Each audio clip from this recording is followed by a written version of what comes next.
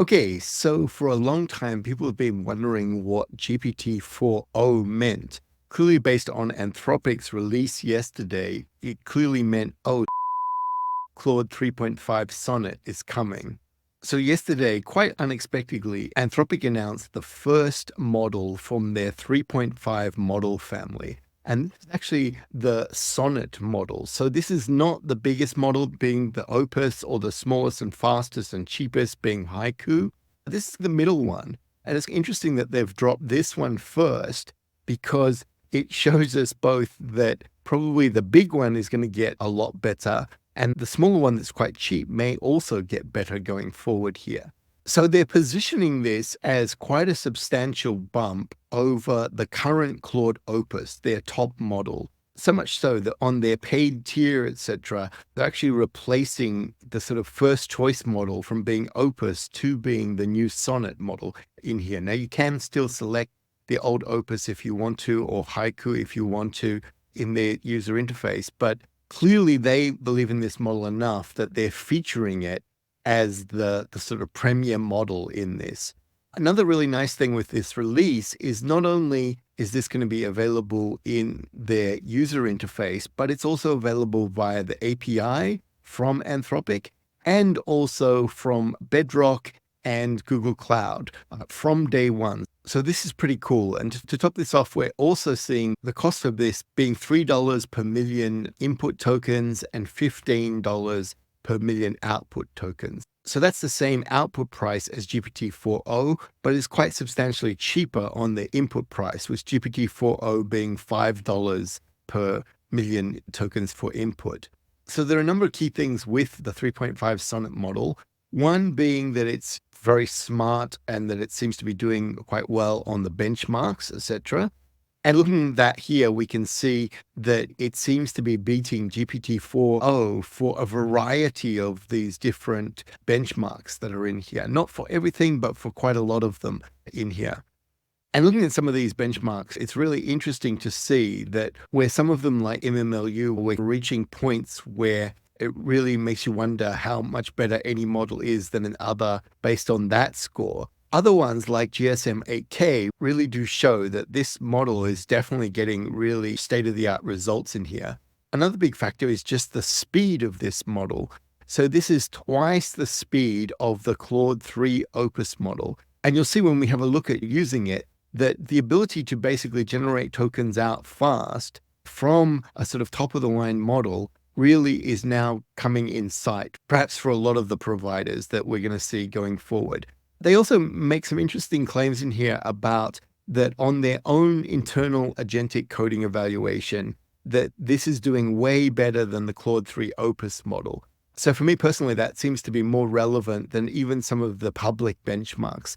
Benchmarks are in a really sad state at the moment. Most of the model providers now have abandoned using the public benchmarks for testing models internally. They're just making their own internal benchmarks. And then when it comes to actually promoting things, they then publicize with these benchmarks that probably many of the models are actually heavily contaminated on.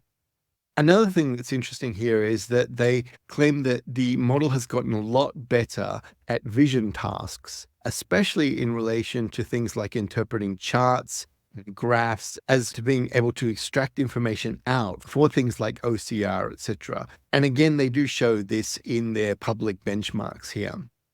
Now, they have released a sort of model card addendum with a bunch more stuff around the benchmarks and stuff like that. So there's some interesting results in here looking at these. One of the big takeaways I took from looking at this was that it is really interesting how the models seem to be scoring very close when you're comparing sort of the 0-shot to the 5-shot examples, meaning that these models are getting better and better at 0-shot inference for this. So I think this is something that's really interesting, is that not only are the percentages scores going up, but the fact that they don't need in-context learning to be able to hit these does make you even wonder, okay, I really love to see on the GSM-8K, okay, a 0-shot score against, say, a 50 in context learning example. Because the context windows are getting so much bigger, we are able to put lots of different in context learning examples in there. But the big question now is becoming, okay, how much does that actually help for some of these benchmarks? Perhaps it's not helping as much as previously thought. Though I do think it's going to be something that for most people, when they're trying to get a model to do something quite specifically, that these models will respond nicely from you giving it quite a few in-context learning examples. So the other big thing that came with Anthropic's release of Claude Sonnet 3.5 is also a new update to their Claude.ai product.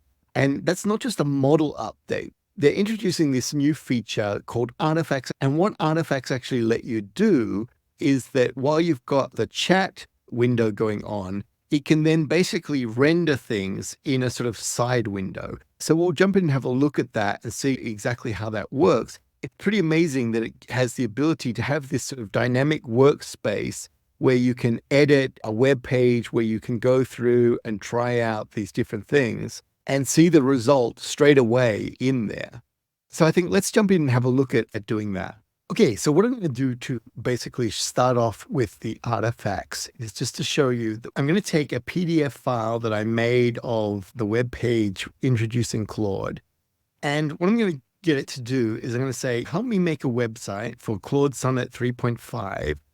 Use the facts that are in this document here. Okay, you'll see that I'll run this off.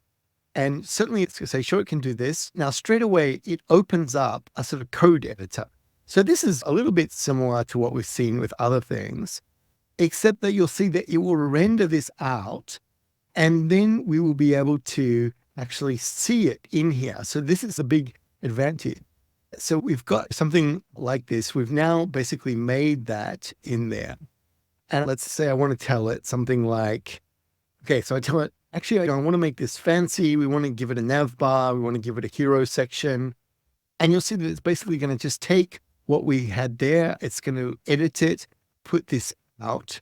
So one of the reasons I guess it's looking quite plain is because it's in Tailwind, which it can't actually render, I don't think, currently in here. So what I'll do is I'll tell it to change the Tailwind to normal CSS. Let's see what it looks like first. We can see that because it's been using Tailwind, it's basically rendered like that. So actually, most of the ones that I've done before this, it's been the opposite. It writes it in normal CSS. And then when you try to convert it to Tailwind, you won't be able to see it so nicely. So anyway, here it's written out the CSS itself based on the Tailwind CSS, I guess, that it generated before. Let's see what it looks like now. So now you can see we're starting to get to a proper sort of web page in here. And so you can see that like it's making a spot for images. It's actually made real buttons in here. Okay, so now I tell it, okay, Claude doesn't like the color blue. Can you make it with more earth browns and beiges? And you'll see that sure enough, it can go, through and edit this. Now, if you look at the bottom here, we've actually got all these different versions that we're generating out here. We've also got where we can copy it to the clipboard, or we can actually download a file in here. So this is how the artifacts work for various different things. You can see now, okay, we're getting something much more, looking a little bit more Anthropic there, that we've generated out this mock website in here. And you can see that like each of, when we mouse over things, they change color. It's actually using all the HTML to render these things out. Okay, so this time I'm asking it to convert it to React.js. We can see that it's made the navbar component, the hero component, the features components, making each of these going through.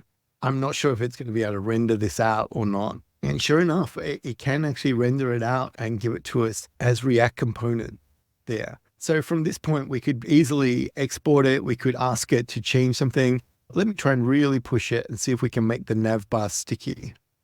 Okay, so I've asked it to basically make the navbar sticky.